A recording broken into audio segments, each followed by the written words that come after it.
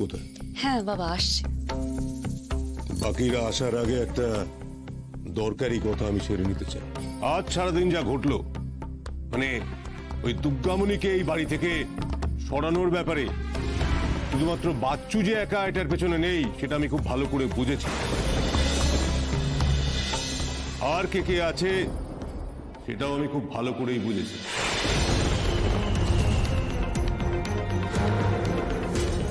ও মা, এ আবার কি কথা? আর কে কে আছে মানে? আর কে সরাবে ওকে? কারো কি খেদে কাজ নেই নাকি? আমি ঠিক সেই কথাটাই বলতে চাইছি। যার যা কাজ সেটা যেন সে মন দিয়ে করে। দুর্গামণিকে নিয়ে ভাবার কোনো প্রয়োজন নেই। দাদা, তুমি আমাদের এসব কথা বলছো কেন বলো তো? ওই দুর্গামণির জন্যই তো বাচ্চু জুতো পেটা খেলো, তাই ও একটু রেগে গিয়ে আর কি। বাচ্চু, তুমি না আজ বড্ড মাথা গরম করো। আচ্ছা, সবাই এখন আমার ঘাড়ে দোষ চাপিয়ে নিজেরা শোল মাছের মতো বেরিয়ে যেতে চেষ্টা করছে।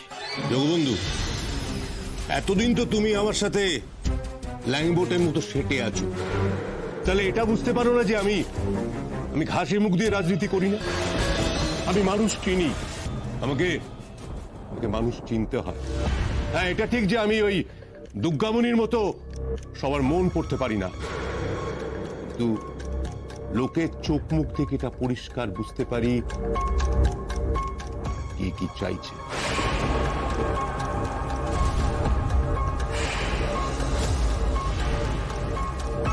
আর একটা জিনিস তোমাদের সবাইকে আমি পরিষ্কার করে খুলে বলতে চাই, সেটা হচ্ছে ইলেকশনে জেতার জন্য আমার দুর্গামণিকে প্রয়োজন।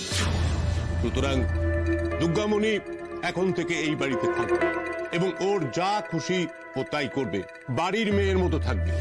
আর তোমাদের যদি না পোষায় তাহলে তোমরা ওকে এড়িয়ে চলবে। কথাটা সবার মনে থাকে যাবে।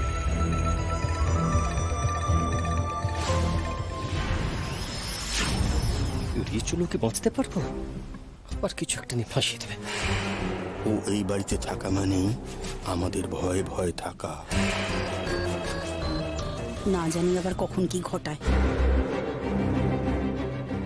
আমার একটা কথা বলার ছিল, যার জন্য পরিবারে নিজেদের মধ্যে ঝামেলা লেগে যাচ্ছে, তাকে নিয়ে কি মাথায় করে নাচবো নাকি? তা আবার সে এই পরিবারের কেউ না, বাইরের কে না কে কে জানে। জানার দরকার নেই তো, ওকে নিয়ে কারুর কোনো কথা জানার দরকার নেই। যখন বলেছি ওকে নিয়ে ভাবার প্রয়োজন নেই, তখন ওকে নিয়ে ভাবতে হবে না। বলার বোঝা গেল? সুলক্ষণা, আমার বাড়িতে আমার কথাই শেষ কথা, এটা বোধহয় তোমার জানা আছে। আর তাতে নিজের ছেলেকে পুলিশে দিয়েছি বলে, সৎ বলে, নিরপেক্ষ বলে নাম কেনা যাবে, তাতে আমার ভোটে জিততে সুবিধা। বুঝেছিস?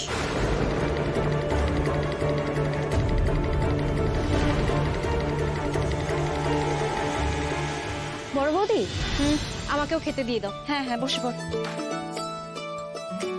যাও ওকে বসা।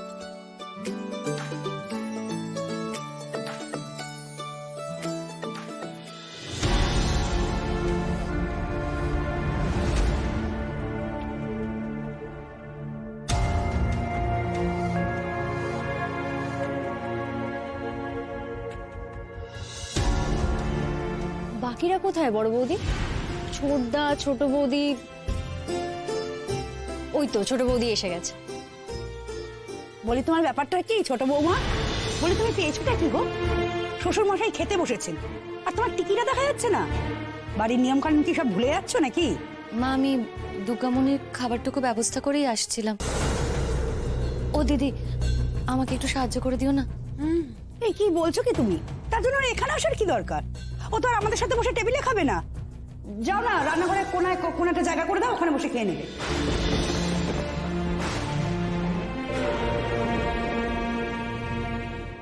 জানি মা, ও এখানে বসে খাবে না। আমি ওর খাবার ব্যবস্থা রান্নাঘরেই করে দেবো। আমি শুধু আমার থালাটুকু নিতে এসেছি। তোমার থালা? মানে তুমিও কি ওই দুর্গামণির সাথে রান্নাঘরে বসে খাবে নাকি? আর তো কোনো উপায় নেই, আমি আরও এক থালাতেই খাবো।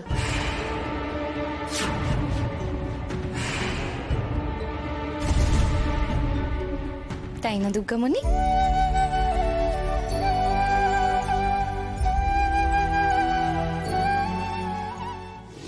কি ওই আপদটা আমাদের বাড়ি কাঁসার থালায় ভাত খাবে? কি হচ্ছে কি? তোমার কি মনে হয় আমি টের পাই না?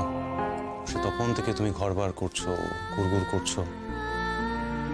অনেক রাত হলো, ঘুমাবে না?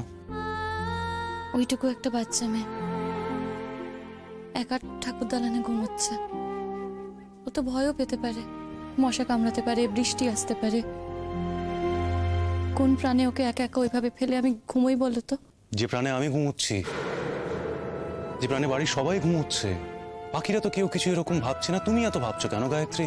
আর ভাবার আছেই বা কি? ও তো রাস্তায় ঘুমোচ্ছে না, ঘরের মধ্যেই আছে। অনাথ আশ্রম থেকে এসেছে, ও এইসব নিয়ে অভ্যস্ত। অদ্ভুত।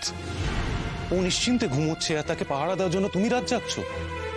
বাড়ির আর কারোর কিছু হচ্ছে না, ওনার নাকি মন প্রাণ কেঁদে উঠছে একটা বাইরের মেয়ের জন্য, আর আমার ঘুম ভাঙাচ্ছে।